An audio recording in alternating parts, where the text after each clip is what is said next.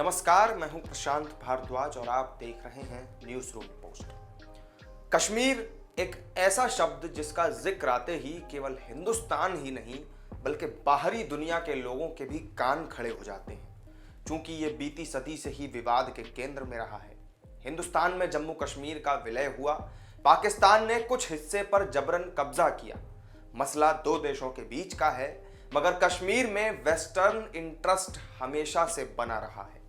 कश्मीर की भौगोलिक स्थिति ही कुछ ऐसी है। नक्शे पर अगर आप गौर करें तो इसका एक हिस्सा अफगानिस्तान को छूता है, जबकि दूसरा हिस्सा चीन से लगता है और एक बड़ा हिस्सा पाकिस्तान को छूता है। ब्रिटेन ने हम पर राज किया तो उसकी कश्मीर में दिलचस्पी जग जाहिर है। शीत युद्ध के दौर को अगर जहन में रखेंगे तो अमेरिका की दिलचस्पी भी उसी वक्त से समझ आने लगती है। ऐसे में कश्मीर से जुड़ी कोई भी खबर विदेशी अखबार या बड़े पोर्टल पर प्रमुखता से तरजीह पाती रही है।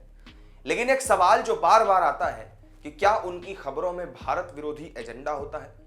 8 मार्च को भी कश्मीर को केंद्र में रखकर अमेरिकी अखबार न्यूयॉर्क टाइम्स और उसकी वेबसाइट पर 2 आर्टिकल छापे गए थे। पहले की headline, Modi's final assault on India's press freedom has begin, मतलब कि भारत की प्रेस स्वतंत्रता पर मोदी का आखिरी हमला शुरू हो गया है। दूसरे आर्टिकल की हेडलाइन थी, India is arming villagers in one of earth's most militarized places. इसका मतलब कि पृथ्वी पर सबसे ज्यादा सैनिक जमावड़े वाली जगह पर भारत ग्रामीणों को हथियार दे रहा है। इन दोनों ही आर्टिकलों में भारत में रहने वाले पत्रकारों ने ही दोनों को लिखा है, जो न्यूयॉर्क टाइम्स के लिए या तो काम करते हैं या वहां उनके लिए नियमित रूप से लेख लिखते हैं। चूंकि प्रेस की स्वतंत्रता और कश्मीर के मुद्दे का सवाल था, तो जवाब आया सूचना प्रसारण मंत्री अनुराग ठाकुर की तरफ से। उन्होंने ट्वीट करके लिखा कि न्यूयॉर्क टाइम्स भारत के बारे में कुछ भी प्रकाशित करने से पहले तटस्थता के सभी मानकों को बहुत पीछे छोड़ चुका है। न्यूयॉर्क टाइम्स का कश्मीर में प्रेस की आजादी पर छपा कथित लेख काल्पनिक है, जिसका मकसद भारत और उसके लोकतांत्रिक संस्थानों और मूल्यों के बारे में दुष्प्रचार फैलाना है। न्यूयॉर्क टाइम्स और इसी तरह के कुछ अन्य विदेशी मीडिया संस्थान भारत और लोकतांत्रिक रूप से चुने गए हमारे प्रधानमंत्री नरेंद्र मोदी के बारे में झूठ फैलाते रहे हैं। ऐसा झूठ लंबे समय तक नहीं चल सकता। राहुल गांधी जैसे नेता जब विदेश में जाकर ये कहते हैं कि भारत में लोकतंत्र खतरे में आ गया है, तो ये उनके अपने विचार हो सकते हैं, क्योंकि भारत में वो विपक्षी पार्टी के नेता भी हैं। लेकिन उनकी आड़ में कई लोगों को भारत के लोकतंत्र पर हमला करने का मौका मिल जाता है, और ऐसा कई बार हो भी चुका है कि भारत की लोकतांत्रिक तरीके से चुनी गई सरकार को कमजोर करने के लिए विदेशी ताकतों का इस्तेमाल किया जा रहा है। विदेशी मीडिया भी इसमें शामिल रहता है और इसमें न्यूयॉर्क टाइम्स सबसे आगे रहता है। इस अखबार में कश्मीर की एक तथाकथित पत्रकार अनुराधा भसीन का एक ओपिनियन एडिटोरियल छपा था। इसका सार ये है कि भारत में मीडिया की स्वतंत्रता खत्म हो चुकी है। न्यूयॉर्क टाइम्स में कश्मीर की पत्रकार अनुराधा भसीन ने कश्मीर और अन्य भारतीय मीडिया पर सरकारी लगाम की बात कही है, और उनके मुताबिक भारतीय मीडिया पर सरकार का नियंत्रण है और जिन खबरों से सरकार की छवि खराब हो सकती है उसे रोक दिया जाता है। अनुराधा भसीन के मुताबिक बीजेपी सरकार चाहती है कि देश का सारा मीडिया सरकार का मुखपत्र बन जाए। जो मीडिया संस्थान सरकार के निर्देशों का पालन नहीं करते हैं, उन्हें सरकार के जरिए परेशान किया जाता है। अनुराधा भसीन इस आर्टिकल में कहती हैं कि सरकार डिजिटल मीडिया को भी अपने हिसाब से नियंत्रित करने के लिए कानून लेकर आई, जबकि सच ये है कि डिजिटल या फिर सोशल मीडिया को रेगुलेट करने के लिए बनाए गए इस तरह के कानून सिंगापुर, ब्रिटेन और अमेरिका जैसे विकसित देशों में भी हैं।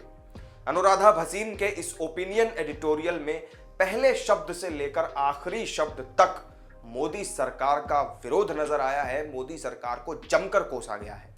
इसमें उन्होंने अपनी बात को साबित करने के लिए तथ्यों के साथ भी खिलवाड़ किया। उन्होंने जो तथ्य रखे वो भी सवालों के घेरे में हैं, जैसे कि अनुराधा ने 19 अक्टूबर 2020 को उनके अखबार कश्मीर टाइम्स के दफ्तर को सील करने की बात कही है, और इसे उन्होंने मीडिया की आजादी पर हमला करार दिया है। उनके मुताबिक सरकार उनके खिलाफ बदले की कार्रवाई कर रही है, क्योंकि उन्होंने सुप्रीम कोर्ट में कश्मीर में इंटरनेट बहाली को लेकर एक याचिका दायर की थी। अब आपको मैं यहां पर याद दिला दूं कि ये वो वक्त था जब सरकार ने जम्मू कश्मीर से अनुच्छेद 370 को हटाया था। उस वक्त हालात न बिगड़ जाएं, किसी तरह की कोई अफवाह न फैले, इसलिए एहतियातन सरकार ने इंटरनेट पर कुछ समय के लिए रोक लगाई थी।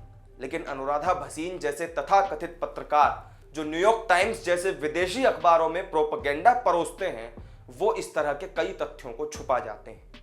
न्यूयॉर्क टाइम्स जो कर रहा है वो कोई नई बात नहीं है। वो एक ऐसा भारत विरोधी मंच तैयार करना चाहता है जहां लोग खुलकर भारत के खिलाफ या हमारी लोकतांत्रिक व्यवस्था के खिलाफ बोलना और लिखना जानते हो, जो अंतर्राष्ट्रीय स्तर पर देश की छवि खराब करने में ये भूल जाएं कि उनके लिए उनका राष्ट्र ही प्रथम होना चाहिए। न्यूयॉर्क टाइम्स की ये कुंठा वैसे भी कोई नई नहीं है, ये काफी पुरानी है। अनुच्छेद 370 हटाए जाने के बाद न्यूयॉर्क टाइम्स में एक भ्रामक विज्ञापन छापा गया था, जिसके जरिए अंतर्राष्ट्रीय मंच पर यह झूठ फैलाने की कोशिश की जा रही थी कि कश्मीर में भारत सरकार और भारतीय सेना अत्याचार कर रही है। इसमें इंटरनेट बंद किए जाने का जिक्र था, लेकिन कहीं भी आतंकवाद या आतंकी वारदातों का जिक्र नहीं था। न ही यह बताया गया कि कश्मीर की अशांति की असली वजह पाकिस्तान है।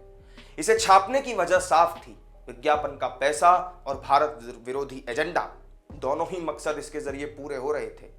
देखा जाए तो न्यूयॉर्क टाइम्स वैचारिक रूप से ही भारत के खिलाफ है। आपको याद होगा 2014 में इसरो ने सबसे कम खर्च में तैयार हुए मंगलयान को मंगल ग्रह की कक्षा तक पहुंचाया था। भारत की इस कामयाबी का डंका पूरी दुनिया में उस वक्त बजा था। इसी कामयाबी ने इसरो को नासा के बराबर लाकर खड़ा कर दिया था, क्योंकि इतने कम खर्च में नासा भी अपना मंगल मिशन पूरा नहीं कर पाया था। इसको लेकर न्यूयॉर्क टाइम्स ने उस समय एक कार्टून छापा था। इस कार्टून के जरिए भारत और इसरो का मजाक उड़ाया गया था। इस कार्टून से भारतीयों के प्रति न्यूयॉर्क टाइम्स की सोच का पता चलता है। इससे पता चलता है कि न्यूयॉर्क टाइम्स भारत और भारतीयों से कितना चिढ़ता है। इससे यह भी पता चलता है कि भारत के खिलाफ प्रोपेगेंडा पत्रकारिता करना उसकी पॉलिसी का हिस्सा है। यही नहीं, न्यूयॉर्क टाइम्स ने साल 2021 में दक्षिण एशिया के लिए पत्रकारों की एक जॉब वैकेंसी निकाली थी। इस वैकेंसी की शर्तें ऐसी थीं जिससे भारत विरोधी और एंटी मोदी मानसिकता की झलक साफ नजर आती है। इसमें कहा गया था कि भारत के प्रधानमंत्री नरेंद्र मोदी हिंदुओं के लिए उग्र राष्ट्रवाद के हितैषी हैं। इसमें कहा गया कि उन्हें एक ऐसा पत्रकार चाहिए जो भारत के पुराने विचारों और मोदी के विचारों के बीच विरोधाभास को दुनिया के सामने ला सके। न्यूयॉर्क टाइम्स ने लच्छेदार शब्दों में यह कहने की कोशिश की थी कि उन्हें एक ऐसा पत्रकार चाहिए जो पीएम मोदी के खिलाफ जानकारियां इकट्ठा कर सके, यानी एजेंडा चलाने में न्यूयॉर्क टाइम्स की मदद कर सके। यही वजह है कि कश्मीर पर प्रोपेगेंडा आर्टिकल छापने वाले न्यूयॉर्क टाइम्स की नीयत पर अब लोग एक बार फिर सवाल उठा रहे हैं। तो इस वीडियो में मेरे साथ फिलहाल इतना ही। न्यूयॉर्क टाइम्स की भारत विरोधी एजेंडा पत्रकारिता पर आपका क्या कहना है, कमेंट करके हमें जरूर बताएं। वीडियो पसंद आया हो तो लाइक और शेयर कर दें, और चैनल को सब्सक्राइब नहीं किया हो तो जरूर कर लें। फिर मिलेंगे एक नई वीडियो में नई जानकारी के साथ। तब तक के लिए दीजिए इजाजत। नमस्कार।